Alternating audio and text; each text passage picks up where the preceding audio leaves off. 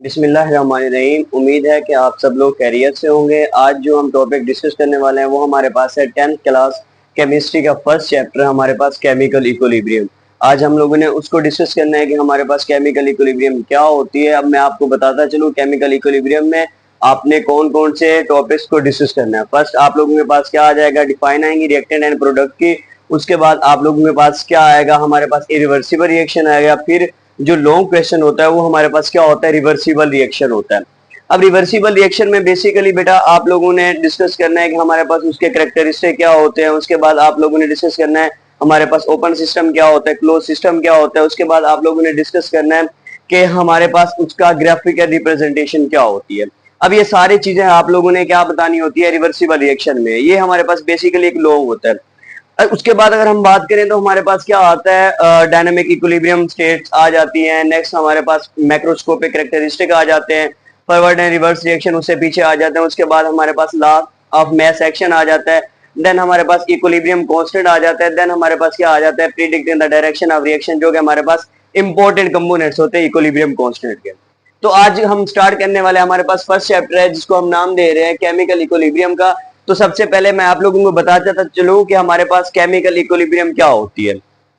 Chemical equilibrium हमारे पास इस तरह की इक्विलिब्रियम होती है जो कि किसी भी तरह के रिएक्शन से हमारे पास कोई भी चीज जो इक्वल हो जाए। इक्विलिब्रियम मींस इक्वल होना, केमिकल का मतलब होता है रिएक्शन।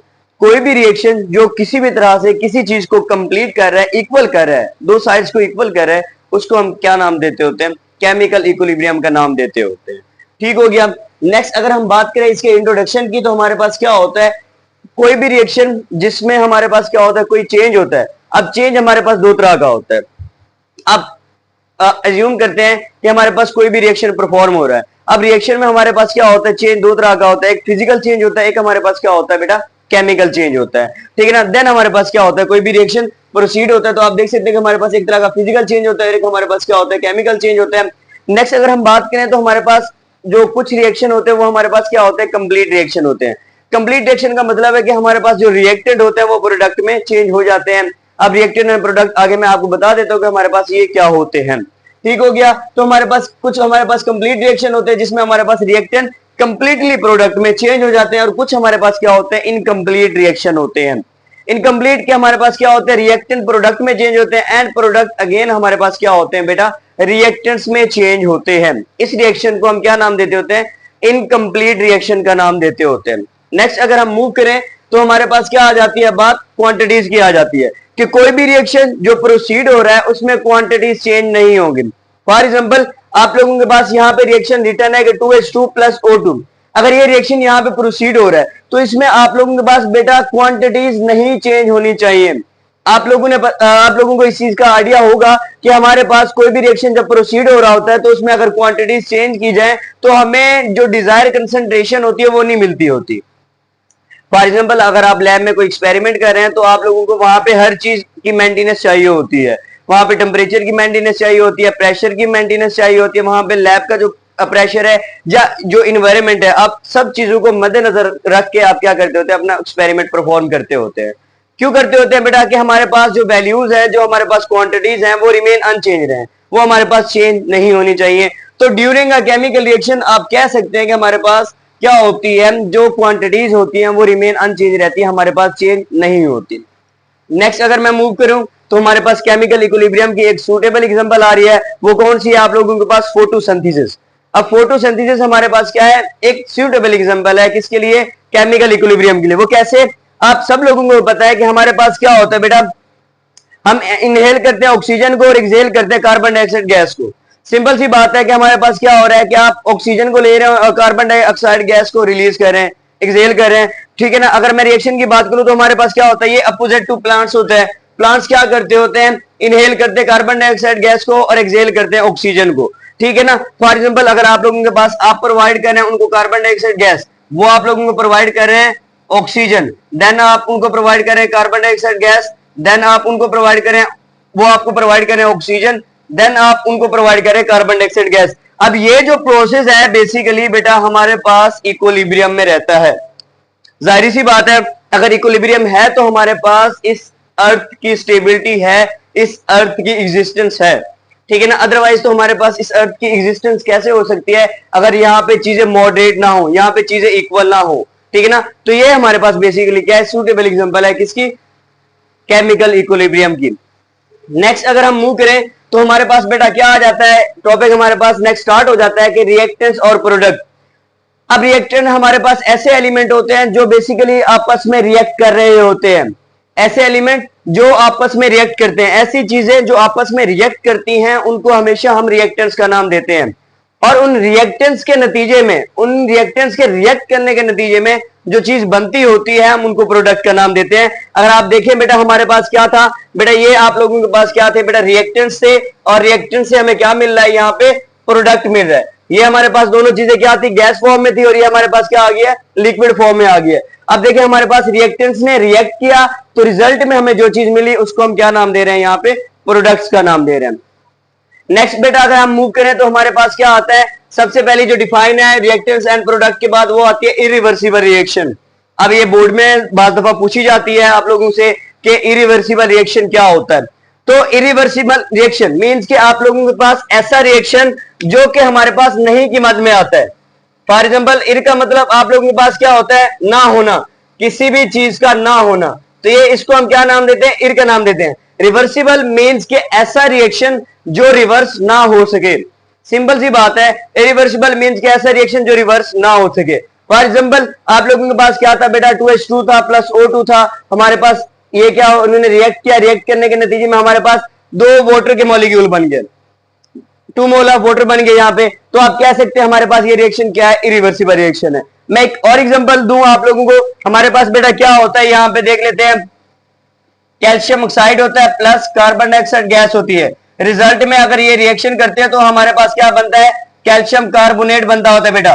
तो इस चीज को भी हम क्या नाम देंगे, इरिवर्सिबल रिएक्शन का नाम देंगे। इट्स मींस के ये रिएक्शन यहाँ पे क्या हो चुका है, कंप्लीट हो चुका है। अब ये रिएक्शन हमारे पास अगेन प्रोसीड नहीं हो सकता।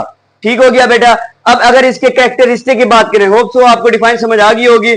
अब इसके कैरेक्टरिस्टिक की बात कर लेते हैं बेटा। कैरेक्टरिस्टिक में सबसे पहले हम बात करते हैं कि ये इरिवर्सिबल रिएक्शन जो होते हैं ये हमारे पास कंप्लीट रिएक्शन होते हैं।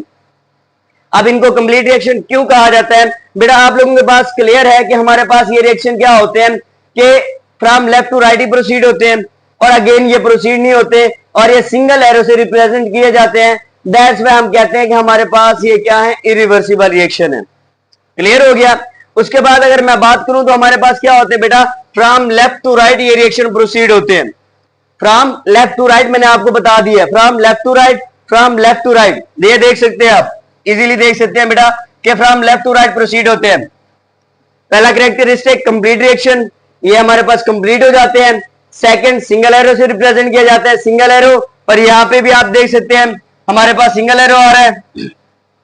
थर्ड हमारे पास बेटा क्या होता है, फ्रॉम लेफ्ट टू राइट, ये देखिए फ्रॉम लेफ्ट टू राइट ये हमारे पास क्या हो रहा है बेटा, प्रोसीड हो रहा है। तो हम कह सकते हैं कि हमारे पास ये रिएक्शन कंप्लीट हो चुका है यहां तक।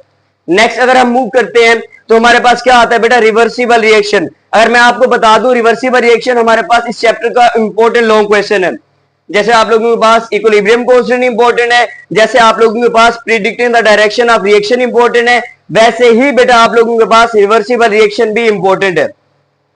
ठीक हो गया। आप रिवर्सिबल रिएक्शन किस तरह से हमारे पास इंपॉर्टेंट है, अब ये हमारे पास 2 से 3 तरीकों से आपके पास एग्जामिनेशन में पूछा जा सकता है। फर्स्ट कैसे, फर्स्ट तो बताएंगे हमारे पास कि define reversible reaction with their characteristic and also write about dynamic equilibrium. Then वो पूछेंगे हमारे पास define irreversible reaction with their characteristic and also write about their graphical representation. Then आपसे पूछेंगे कि हमारे पास रिवर्सिबल रिएक्शन क्या होते हैं and right about close and open system with their characteristic and also dynamic equilibrium. तो इस तरह से आपको क्वेश्चन पूछा जा सकता है बेटा। तो आप लोगों ने क्या करना है, हर तरीके से तैयार रहना है, हर तरह से आप लोगों ने तैयार रहना है। अब अगर मैं बात करता हूं हमारे पास क्या होते हैं बेटा, जो रिवर्सिबल रिएक्शन होते हैं, ऐसे रिएक्शन जो रिवर्स हो सकते हैं, ऐसे रिएक्शन जो रिवर्स हो सकते हैं। फॉर एग्जांपल आप लोगों के पास क्या होता है बेटा, ये डबल एरो से रिप्रेजेंट किया जाता है। अगर मैं यहां पे रिएक्शन लिखूं, आप लोगों के पास calcium oxide plus carbon dioxide, result में डबल एरो आ गया, ये रिवर्सिबल रिएक्शन आ गया, रिजल्ट में कैल्शियम कार्बोनेट बन जाता है बेटा। अब देखें हमारे पास डबल एरो, ये हमारे पास रिएक्टेंट रिएक्टेंट से हमारे पास प्रोडक्ट बना, देन हमारे पास प्रोडक्ट से अगेन रिएक्टेंट बन जाएंगे। तो इस तरह के रिएक्शंस को हम क्या नाम देते होते हैं? रिवर्सिबल रिएक्शन का नाम देते होते हैं। होप सो आपको यहाँ पे कंप्लीट हो गया होगा इसका। अब नेक्स्ट अगर इसके कैरेक्टरिस्टिक की बात करें तो फर्स्ट कैरेक्टरिस्टिक हमारे पास बेटा क्या आता है? ये इनकम्प्लीट रिएक्शन होते हैं।